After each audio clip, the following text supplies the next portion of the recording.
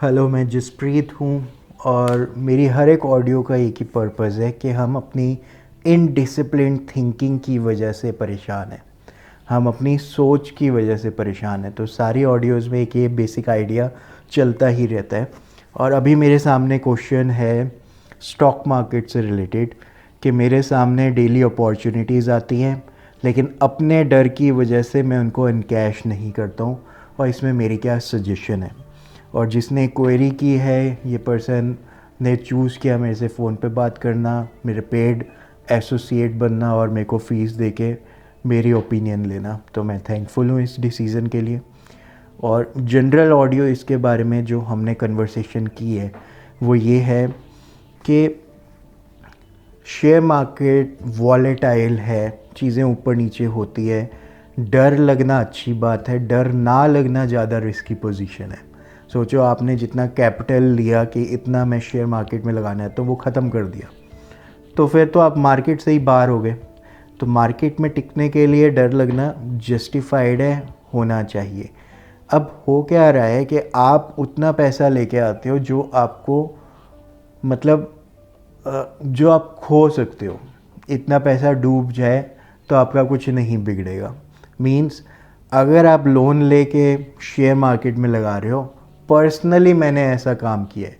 मैंने बहुत साल पहले एक रिस्की बिजनेस में लोन लेके पैसा लगा दिया, पैसा डुबा दिया, और फिर हर महीने इंटरेस्ट दिए। तो मेरे को पता है वो दर्द क्या होता है।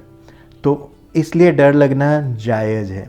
तो आपका काम ये है इस पॉइंट ऑफ टाइम पे कि आप कितना पैसा लुटा सकते हो। सिर्फ 1000 रुपया लुटा सकते हो कि डूब गया कोई बात नहीं, बदले में मेरे को कुछ एक्सपीरियंस तो मिल गया कि मार्केट में होता क्या, असलियत में दिखता क्या है और होता क्या है।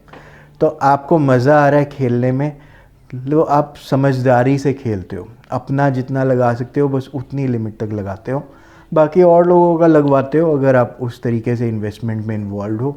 नहीं तो अपनी एक लिमिट्स के साथ आप खेल रहे हो तो डर नहीं लगता है, और आप क्लियर हो कि आप खेल रहे हो। पता नहीं है हमें क्या होगा, गेम है एक, इससे ज़्यादा कुछ भी नहीं है। हर एक चीज़ की तरह ये भी एक गेम है। हर एक गेम के रूल्स होते हैं, आप रूल्स पढ़ते रहते हो, बुक्स पढ़ते रहते हो, ऑडियो सुनते रहते हो, पर अपना पैसा आप एक लिमिटेड अमाउंट ही लगाते हो।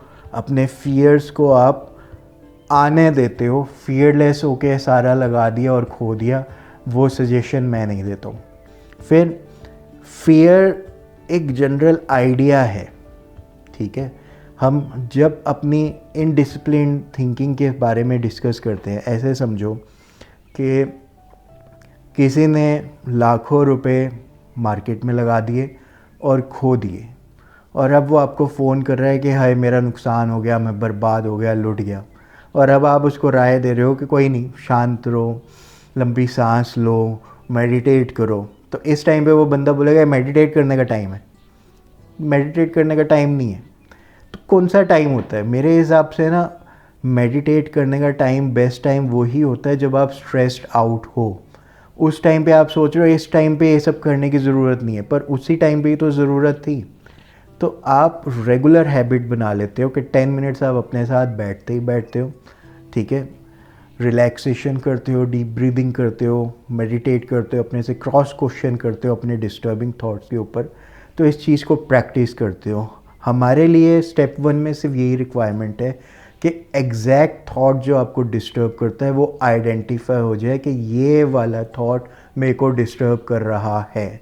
आप एक्चुअली उसको पेन डाउन कर लो, लिख लो कौन कौन से थॉट्स आपको डिस्टर्ब करते हैं, और फिर हम आगे उनके ऊपर क्रॉस क्वेश्चन करके उनको और डीपली एनालाइज करते हैं। पर पहले एटलीस्ट आइडेंटिफाई तो हो, मेरे को ये चीज़ें डिस्टर्ब करती है, मेरे को ये थॉट जब बार बार अपने आप ट्रिगर होते हैं तो बड़े ज़्यादा डिस्टर्ब करते हैं। अभी के लिए यही सजेशन है relating to share market. Thank you.